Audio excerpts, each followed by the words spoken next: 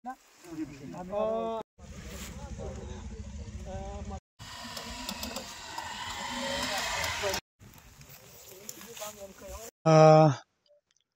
नं गंया सान्ताल गामियाव आं फैदों।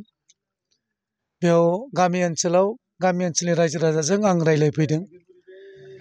मा उसुबिदा आरो मा मावनांगौ दं, बे 4 बोसोराव जों मा मावखो आरो मा मावबावनांगौ दं, बेखौ रायजो राजाजों रायज्लायफैनानै माखासे खामानि मावनांगौ गोनांखौ दंखौ आङो दा मावगासिनो दं आरो मावदों।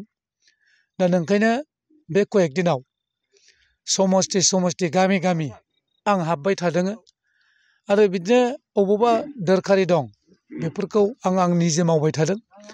आरो आङो आंनि गाहाय मावफुं सोद्रोमा चिफ सारजों मेजरखौ सावरायनानै डिसकास खालामनानै जों सावरायबाय थादों।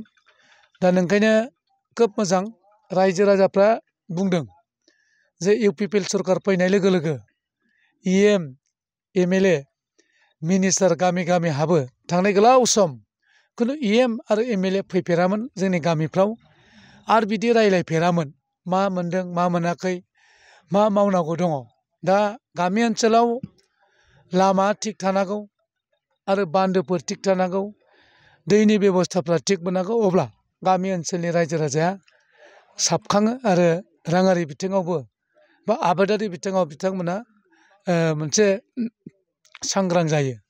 दा नोंखायनो आङो दिनै बे जानागाव आदिबासि ओनसोलाव दिनै हाबफैनानै नुदों एसे एनै खामानि मावनांगौ दं, लामाफोर, बेखौ आं मावनानै होनो थाखाय आखायाव लागासिनो दं। दा नोंखायनो फैबाय थानाय समाव जे रायजो राजाफ्रा इउपिपिएलनो भट होगोन बा इउपिपिएलखौनो सरकाराव लाबोगोन, प्रमद बर' सारखौनो जे बे बिटिआरआव जे दिखांबावगोन, बे खाथां जाबाय। आच्चा, बिथांमोनहा फोरमायबावदों दे सोलोंथाइ बिथिङावबो गोबां गोग्लैसोनाय, दा बेनि सायाव मा बुङो? बेवहाय मोनसे इस्यु जादों।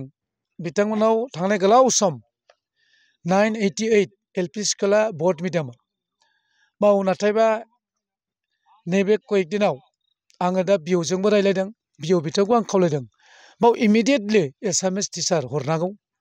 बिअ बिथाङा आश्वास होदों थाब हरगोन, अब्लानो सोलोंथाइ बिथिङावबो बे ओनसोलाव थिग जागोन। ধন্যবাদ আমার বন্ধু মিডিয়া বন্ধুসকলক।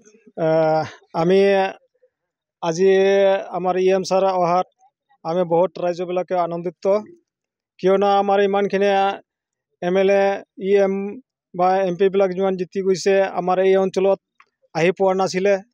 আমাৰ ইমান দিন 75 বছৰ হৈ আমি ইমান এই ৰাস্তাৰ কাৰণে বা বহুতে তেনেকুৱা সমস্যাৰ সন্মুখীন হ'ব লগা হৈছে। কিন্তু আজি আমাৰ আশা ইউপিপিএল চৰকাৰ অহাৰ পিছত আমাৰ বহুতে এনেকুৱা দেখা পাইছোঁ উন্নয়নমুখী গৈ আছে। এইটোৰ কাৰণে এতিয়া আমাৰ EM আহিছে, EM অহাৰ ইয়াতে আমি বহুত আশা। এতিয়া আমাৰ যিখিনি উপলব্ধি কৰিছে চাই, কিন্তু কৰিব বুলি এখানে আশা দিছে, কিন্তু কৰিব এতিয়াও কৈছে। নাম অখিল মুছাহাৰী আহিছে ইয়াতে, আমাৰ চাই গৈছে ৰাস্তাবিলাক। ইয়াতে আমাৰ ইমান ভিতৰুৱা অঞ্চল আহি পোৱাৰ কাৰণে বহুত আমাৰ EM ছাৰক অখিল মুছাহাৰীক ধন্যবাদ দিছোঁ। আৰু আমাৰ টিচাৰ আছে, টিচাৰ স্কুলত বৰ্ড মিডিয়াম আছিল, কিন্তু আছে এতিয়ালৈকে চৰকাৰী স্কুল হয় 988 নং দক্ষিণ গংগীয়া LP স্কুল। তাতে 20 বছৰ ধৰি আমাৰ এছামিছ মিডিয়ামৰ টিচাৰ নাছিল আৰু এতিয়ালৈকে নায়েই। কিন্তু আমি 20 বছৰ হোৱাৰ এটা ল'ৰা যদি পঢ়িলেহেঁতেন, এতিয়া গ্ৰেজুৱেট কৰিব পাৰিলেহেঁতেন, বা এতিয়া বহুত মানে ইমান এইখিনি সন্মুখীন হৈছে, মানে আমাৰ বহুতে পিছপৰা হৈ গৈছে আৰু